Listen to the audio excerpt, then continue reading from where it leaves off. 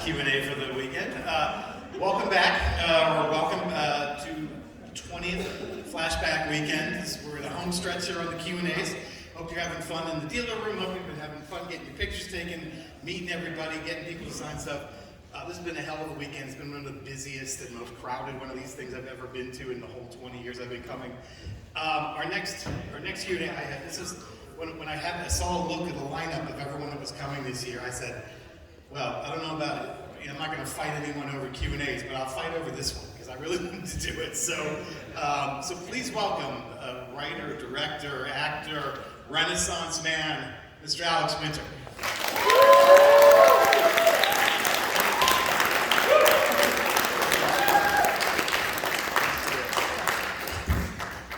All right. Howdy. How y'all doing? Everybody good? Yeah. No one's too fried? We're all too fried. We're all fried.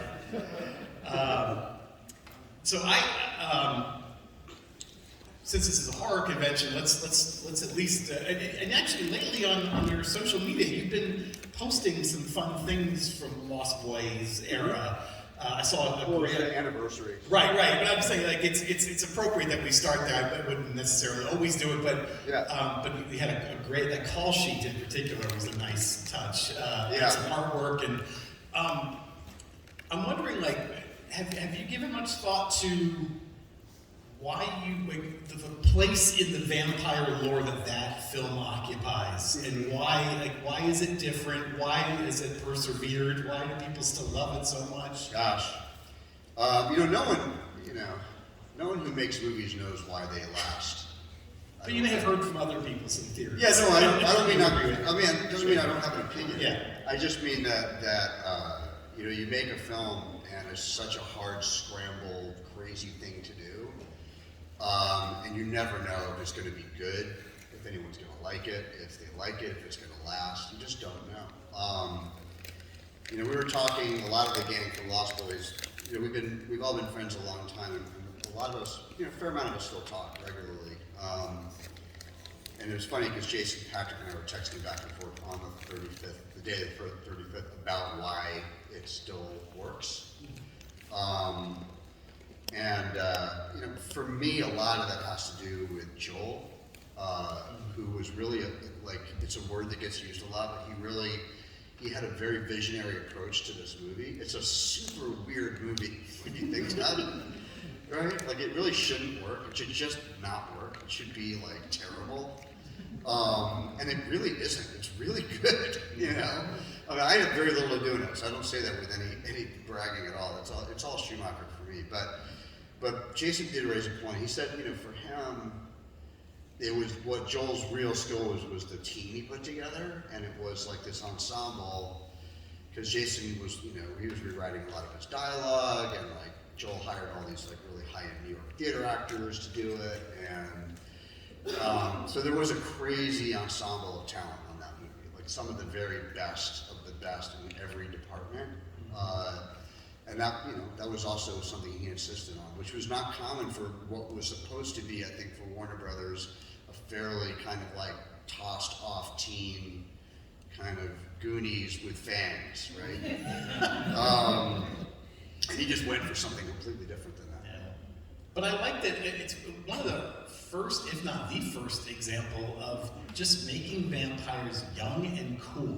Because before that, it was a lot of older guys, not that old, but older guys. And this was you guys were styling. You were I mean, it really is Goonies meets Dracula meets Rebel Without a Cause, right? Or East of Eden. I mean, it really is. There's a lot of sort of James Deany, Brando on the motorcycles, it takes a lot from kind of 50s and 60s, teen rebel movies. And then because he got Mike Chapman to shoot it, he was such a master of light in that way and went very, very dark with everything. And he shot it all in this very epic way. It feels very much like that. When I first read the script, I got that. I'm a film buff, and I thought we were going to be these kind of cool dudes in black leather jackets on Triumphs, and then I got to wardrobe, and it was well, I was really wrong about it. I was really wrong about that one. and they put hair extensions in. I was like, oh, it's getting weirder every second. But I mean, he was going for, to your point, he was going for what was cool then, right? Like he didn't want to do a 50s throwback movie. So yeah, it was really interesting. What did you think of the nod to the Lost Boys filming that Jordan Peele put in Us? Because that was a really nice touch. I have not seen Us. Oh, you must have heard of it. I am sorry, Jordan Peele. I have not seen the movie. I love Get Out. It was amazing. I've yet to see Us. But I think I heard that there was some reference in there. It's vague. And there's like it's an opening scene. It's like a flashback to this family vacationing on that same beach. Right. And they just said, they're shooting a movie over there or something like that. They don't show anything. It's just like extra lights or something. Oh, that's funny. Shooting a movie over there. Oh wow, that's cool. I didn't realize it was that specific. Yes. That's very cool. Yeah. Oh yeah. Not exactly an Easter egg. Oh, they don't say what it is, but it's still pretty cool. So I actually had the great pleasure when the most recent Bill and Ted movie came out of talking for a screenwriting magazine to Ed Solomon, who's the co-writer of all 3 of the Bill and Ted films. Yeah. I'm curious, when you guys decided this is going to happen, were there certain things that not just you, but like maybe the writers too, or you spoke to the writers maybe about that you wanted to accomplish with the 3rd film? That maybe now you think you had a little more say in how the characters were, like what happened. Yeah, I mean that was kind of what happened with the second one. The first one we were really young. We were all really young, including Chris and Ed, and including Steve Herrick, who directed. We were all in our 20s. Keanu and I were in our early 20s, and Chris and Ed are a few years older than us, and so are Steve. But they were in their later 20s. We were kids. Which means we had no idea what we were doing, A, and B, we had no power whatsoever.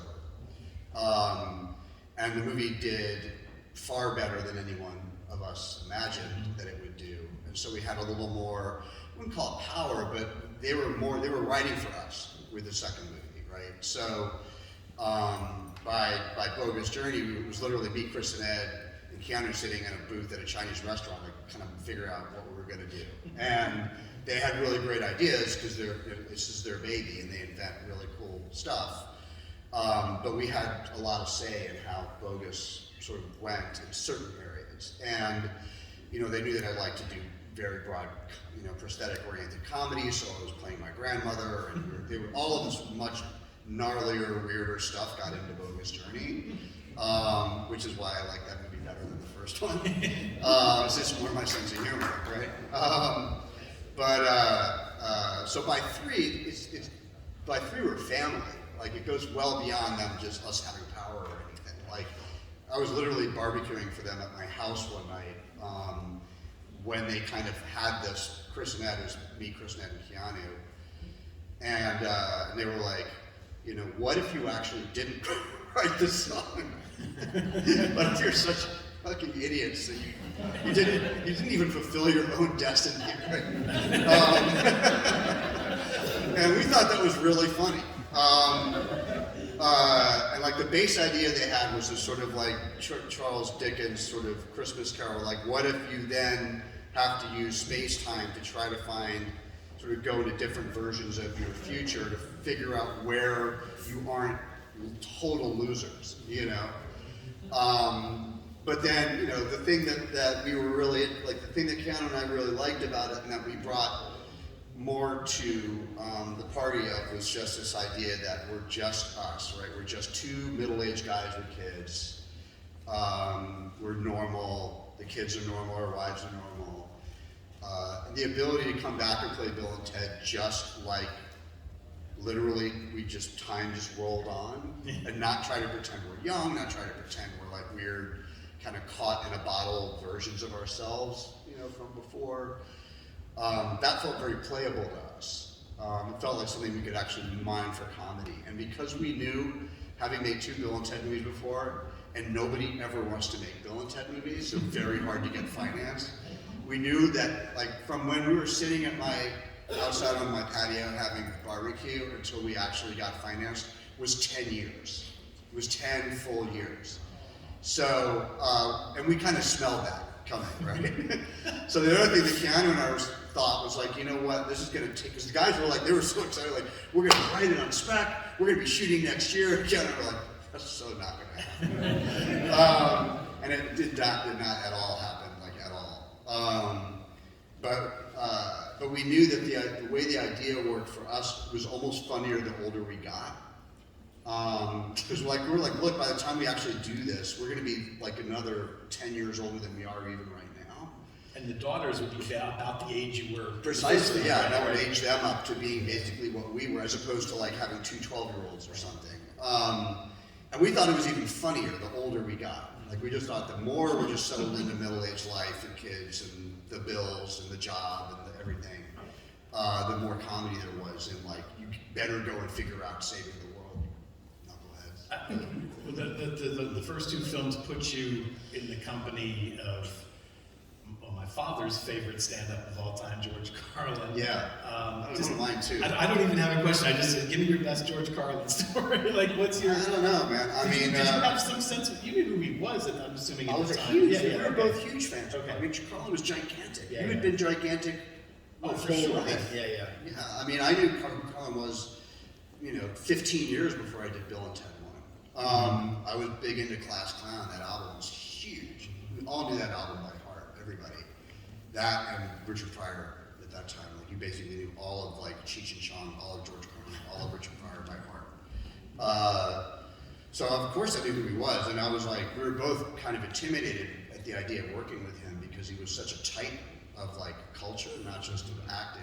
In fact, he wasn't an actor at all. He'd never acted really in anything. We did Bill and Ted 1. But the guy who showed up was just this incredibly smart, very gentle, very quiet, humble, sort of heartfelt guy, and it was amazing, Yeah. He was like, I want to learn from you. I'm like, you don't want to learn from us. You really don't. We'll just get out of your way. Yeah. So it was around the time of the first two Bill and Ted films that you started directing music videos, and as someone, I'm a child of the '80s. I paid attention to who was directing music videos done because they were like the same names kept popping up. So, yeah. But who were some of the bands you started like when you made videos for? Well, the thing is, I came out of I went to NYU Film School. I was a child actor, then I went to NYU, and kind of Joel basically pulled me out of school to do Lost Boys, and I never went back. I dropped out of NYU my junior year. I went to LA and did Lost Boys, and I was done. And I just kept working. But the point is, I was directing by then. So even before Bill and Ted, I was shooting commercials and music videos, and then Tom, I had a directing partner, Tom Stern, and we did Chili Peppers videos, Ice Cube, gosh, so many, Extreme, we did a ton. The list is long. Yeah. I've seen it. And then I went off. Once he and I stopped working together after Freaked, I kept going, doing videos for like another 10 years. Wow. I did a lot for Helmet and a lot of bands. Yeah, we were pretty full on into directing by Bill and Ted 1, and then we kind of parlayed the success of Bill and Ted 1 into the Idiot Box, which was our show on MTV. Right. Yeah, 91. Who saw it? Anyone remember Idiot Box? It was a little obscure. Yeah. Oh my God. Of a certain age, it was definitely impactful. Yeah. But you mentioned Freaked. And that. So you're playing in that. The description I read was like, I've seen it. I'm saying that the description is specifically a Brat Pack sleazebag. That's who you're playing. That's what it said. I feel like that's a comment on maybe not a certain person, but a certain group of people. Well, come on, I play a movie actor who's known for playing a series of movies called Ghost Dude. That was very Ted-like wig on, with like a backwards baseball cap. We were just lampooning my image from Bill and Ted, right? Right. And then the character was sort of more based on like the 90210 guys, like sort of more like the Brat Pack from that era, like whoever was on Tiger Beat at that time. So I sort of picked up Tiger Beat, and I think it was Luke Perry or one of those guys. And they were lovely guys. I actually knew them from around Hollywood. I mean, I liked them a lot as people. And we'd all sort of joke around. Like, it's weird being a teen. I wouldn't call it teen idol, but it's weird. You're really young, and you're just a regular person. You go to the supermarket, and your face is on a magazine, or in our case, like on a cereal box, which is even weirder. You know, it doesn't register. Like, it doesn't give you a big head. You just think it's super weird. Were you really on a cereal? Yeah, we had built-in cereal. Oh yeah. my God. Yeah. Don't remember I think that. I like scuffled off to like a Vons at 2 a.m. to get milk or something, and like saw my face. I thought I was having an acid flashback. How do you taste? What's that? How do you taste? It was made by Purina. It was made by a dog food. So you could guess how it tasted. Maybe it was yeah. food. I don't know. Yeah. I was at the South by Southwest premiere of Downloaded. So that's your first documentary, right? It was just, I remember it being mostly about Napster, although it kind of also turns into a bigger comment just about what we think we should be entitled to for free. Yeah, in the internet. Yeah, the internet, starting that. Yeah. But it was still kind of early in the conversation about those sort of things. Because I think the documentaries you made are across the board outstanding. I'd forgotten how many. I'm just looking at the list. I'm like, wow. I mean, I've seen them all. There's a lot more than I remember, and they're great. But a lot of them have to do with tech. A lot of them have to do with just a good chunk of them do. Yeah.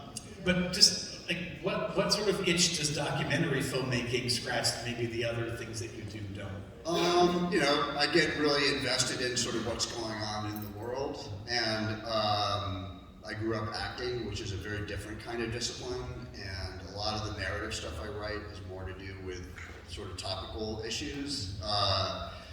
And then, like, the world changed when streaming happened, and it was a lot harder to make kind of indie movies. And I like making films, so docs became a way to make kind of movies for grown-ups in a climate where that's kind of hard to do. So I kept doing it. I mean, I'm gonna, you know, I do other stuff. I do other work in narrative, but I really like. I think maybe because I started as an actor, I like people. I like working with real people, and docs have a lot of similarities to that when you're interviewing subjects and getting them to trust you and all of that. There's a lot of similarity to acting. You know, working with Sean Fanning, who was the kid who invented Napster, and really getting to know him, and it's just a really interesting process in that way. So I like telling stories with real people. I should have included, when I was listing your various hyphenates, I should have included journalist, because that's technically what you're doing. It's kind of it's storytelling. It's a sort of journalistic form of storytelling, I guess. Yeah.